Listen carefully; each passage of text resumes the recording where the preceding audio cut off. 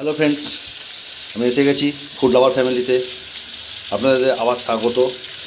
অবশ্যই প্রতিবারের মতো এবারেও আপনারা থাম্বনেল দেখেই বুঝতে পেরে গেছেন, আর টাইটেলও দেখে বুঝতে পেরে গেছেন। হ্যাঁ, এঁচোড়।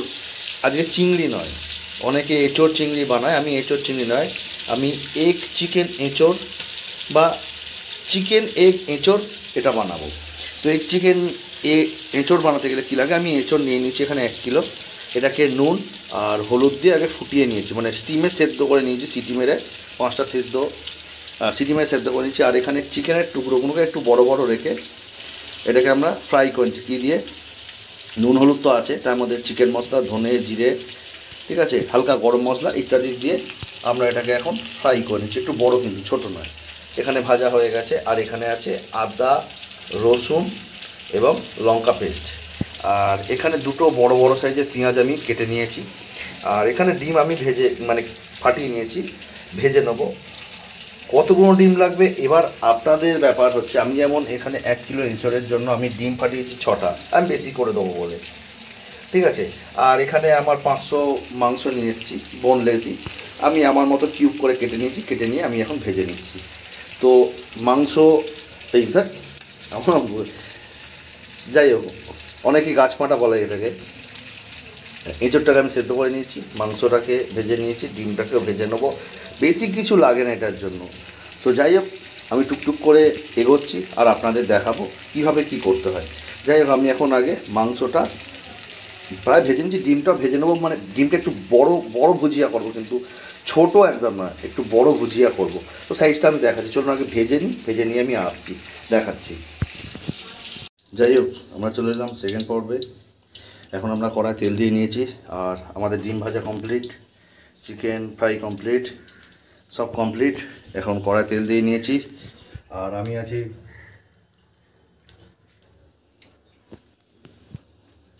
এখন কি করব, কাটা পেঁয়াজগুলো এখন আমি দিয়ে দেবো, এরকম মুজড়ে দিতে হবে।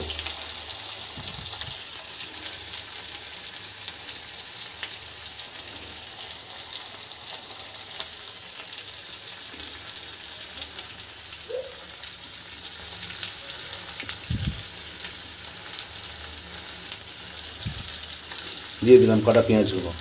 এখন পেঁয়াজগুলো ওকে আমাদের ভেজে নিতে হবে।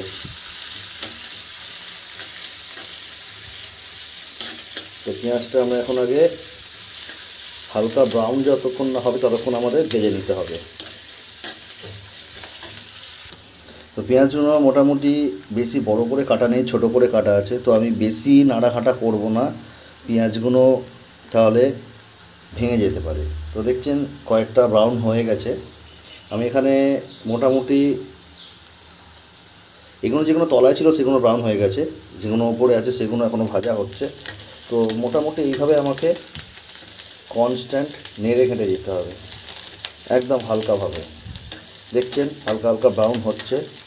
মোটামুটি আপনাদের 2 মিনিটের মতো ভাজাভাজি করতে হবে।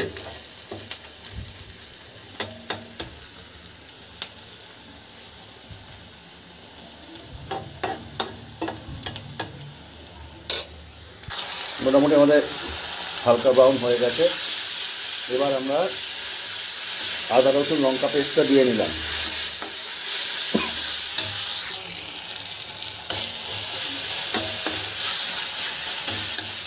আঁচটাকে একদম একদম হালকা করে দেবেন, একদম লো করে দেবেন, বাড়িয়ে রাখবেন না। তো এখন এটাও কড়ায় কিছুক্ষণ পেস্টটা ভাজা হোক। দেখছেন তেল ছেড়ে দিয়েছে। এবার আমাদের যে এঁচোড় সেদ্ধগুলো ছিল সেগুলো হালকা করে তুলে দিতে হবে। কারণ আমি এঁচোড়টাকে একটু বেশি সেদ্ধ করেছিলাম, তার কারণ হচ্ছে গিয়ে আমি এটাকে জল না দিয়ে কষে রান্না করব। জল না দিয়ে বললে ভুল হবে, আমি এই যে জলটা দিয়ে সেদ্ধ করেছিলাম সেই জলটা দিয়ে রান্না করবো, এক্সেস জল দেবো না।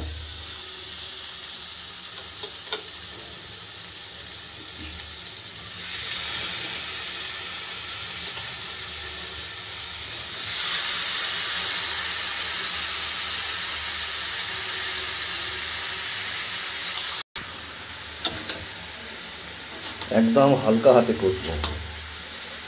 খুব তাড়াহুড়ো করার দরকার নেই, তার কারণ হচ্ছে গিয়ে যেহেতু আমি এটা অনেকটা সেদ্ধ করেছি, দেখতেই পাচ্ছেন আমি এখানে নুন ছড়িয়ে দিয়েছি, কারণ নুনটা অল্প দিয়েছি, তার কারণ আমি সেদ্ধ করার সময় অলরেডি নুন দিয়ে দিয়েছিলাম। এবার এখানে দিয়ে দেবো জিরে গুঁড়ো,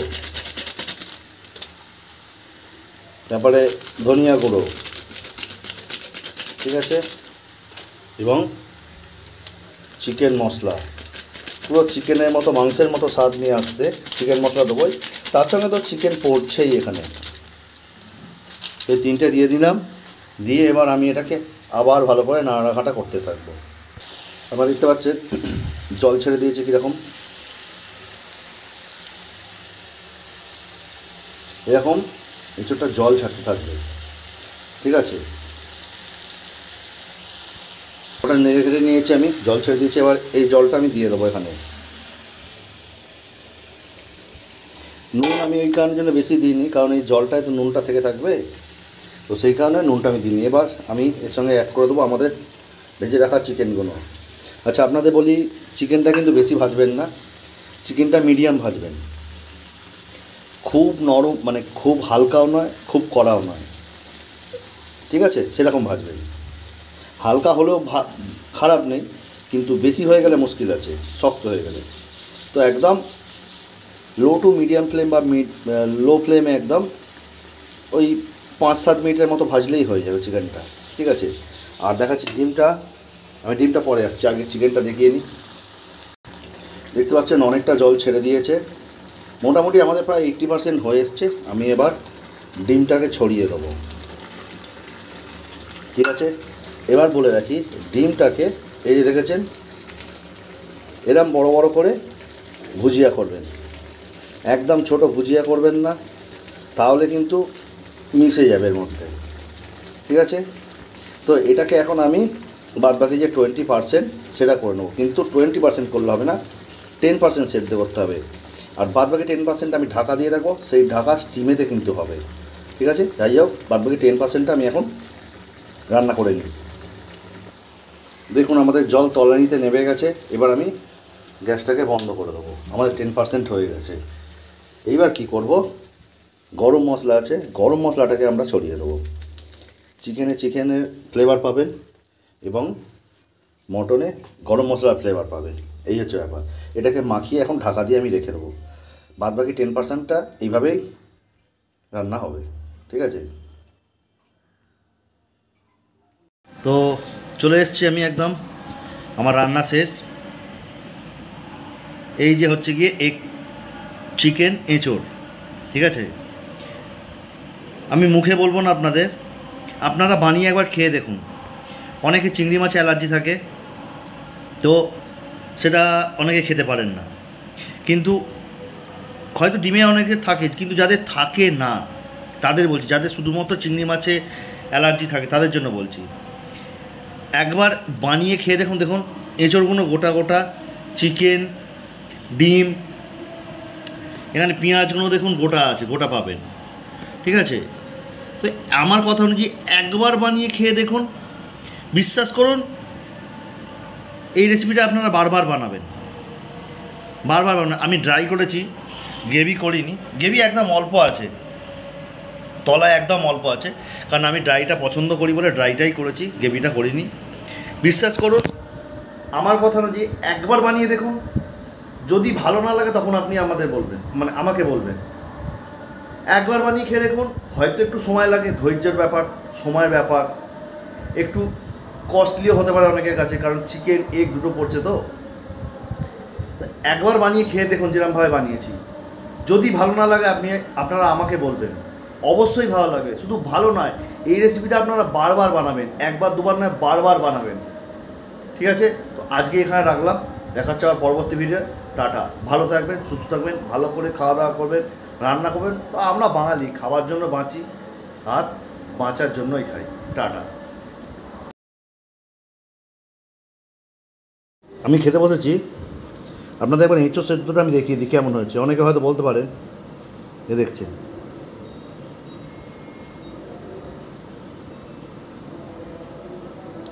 হাত দিলেই ভেঙে পড়ে যাবে, দেখেছেন?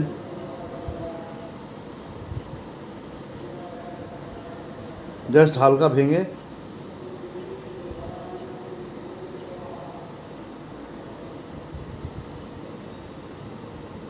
মানে অসাধারণ সেদ্ধ হয়েছে, বলে বোঝানোর মতো নয়। যেমনি খেতে হয়েছে তেমনি সেদ্ধ হয়েছে, অসাধারণ। ওই জন্য বলছি একবার বানিয়ে দেখুন, বানিয়ে খেয়ে দেখুন, আর অন্য কোনো কিছু খেতে ইচ্ছা করবে না। চিকেন বলুন, মটন বলুন, খেতে ইচ্ছা করবে না।